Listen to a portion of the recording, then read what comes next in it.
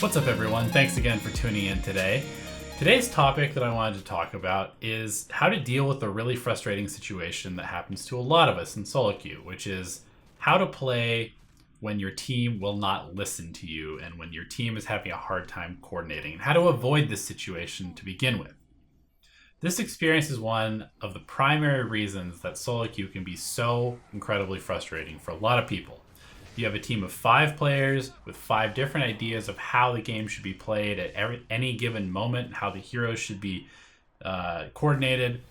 And a lot of the time, these ideas just don't line up. And when these ideas are not lining up throughout the course of an entire game, it can really feel like a hopeless game. It can feel like you're kind of just sitting around aimlessly farming or just watching your cores farm and not getting anything done. And usually what happens is that your team ends up getting picked off one by one, and the other team ends up snowballing the game, and there's nothing you can really do about it. But what if there is something you could do about it? And that's what I want to talk about today. I wanted to talk about specifically a couple of things you can do, and then even more importantly, a few heroes that you can pick to facilitate your team playing together, and why this may help you win some matchmaking points and win some more games in your solo queue. One thing that I've noticed from my years of playing Dota is that people have a really hard time. There's a lot of people that have a really hard time recognizing when it's a good time to be aggressive. And it seems like a lot of people just don't really have very good spatial awareness. They're not super aware of like the distance between heroes and when a hero is actually out of position and when they're not. And so if you are good at that, and that's something you should probably work on being good at because it's a really important part of playing the game. Thing is that it can be really frustrating to notice an important enemy core out of position and then ping on the hero and then go on them and then realize that your entire team is just not paying attention. And then all of a sudden you're stuck in a situation where either you're feeding or the hero just gets away when they easily could have been killed, and that would help you win the game. Quite frankly, a lot of people just seem to lack the killer instinct necessary to be a good initiator. And that's why I think it's one of the best skills that you can have in a solo queue environment where a lot of people just don't really have a concrete idea of how to push the game forward to victory. So identifying weaknesses requires a good deal of map awareness. And the first thing that you should do to develop this is to practice looking at your minimap as often as possible. Take a mental note of where each hero is on the map, and then once you get used to doing that, you'll have a much better picture in your head of sort of where each hero is on the map at any given time. And you'll be able to see which heroes are far away from other heroes, and that'll help you identify what heroes might be vulnerable. And so if you have a teammate nearby, a hero that is clearly far away from the rest of their team, that's a good opportunity to, coordinate an attack on that hero. And that brings us to point number 2, which is how do you get your team to follow up? So one thing that I've noticed is that most people have been playing Dota long enough to recognize a couple really important key factors that get them to follow and get them to want to fight at a given time. And the first one is being an initiator like Axe or Slardar or Sand King and having a Blink Dagger. So if you have a Blink Dagger and you're playing one of these initiator heroes, the best thing you can do is buy a smoke yourself, even buy some detection yourself if you need the detection. Get both of those items, get your Blink Dagger, and then just ping it in your inventory and say, team, let's go get this guy, or let's go in this direction, and then I have a smoke, let's just go right now. And if usually what will happen is you'll be able to get at least one hero to come with you, but even if you can't get any heroes to come with you, it's still generally pretty good to just get the smoke yourself, and then go find one of your nearby heroes and sit behind them, or kind of just stay behind them in smoke, ready to initiate if an enemy hero does come into view. And the second key that a lot of people notice and use as an indication that they should fight is when you literally just point at a hero with your hero or one of your hero's abilities and say, let's get this guy. Of course, good examples of this are Spirit Breaker's Charge, Bounty Hunter with Track, Clockwork hookshotting somebody, or Tusk snowballing in and targeting a hero and bringing heroes with him, even if he includes them in his snowball. It's actually a pretty interesting piece of psychology to notice how even unresponsive teammates who are just kind of ignoring everything else that's going on besides their own hero, will start to flock towards a hero that is being charged from across the map by your Spirit Breaker.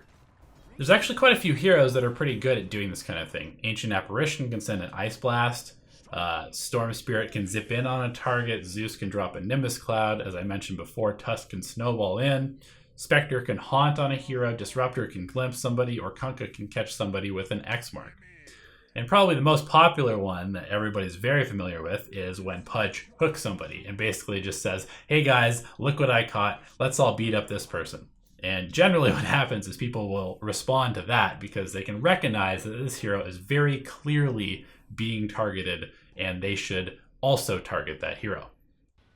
So one thing that will help if you are playing like a Spirit Breaker or a Spectre or any hero that has the ability to kind of point at them and be like, hey, let's go on this guy. Just ping a couple times to get your nearby heroes to notice that something is going on, and then just go. And then just go, because one thing I've noticed is that a lot of people, most teammates are pretty unreliable when it comes to waiting for them to initiate. So usually in a solo queue game, if you can identify vulnerable heroes, you need to be the one to initiate.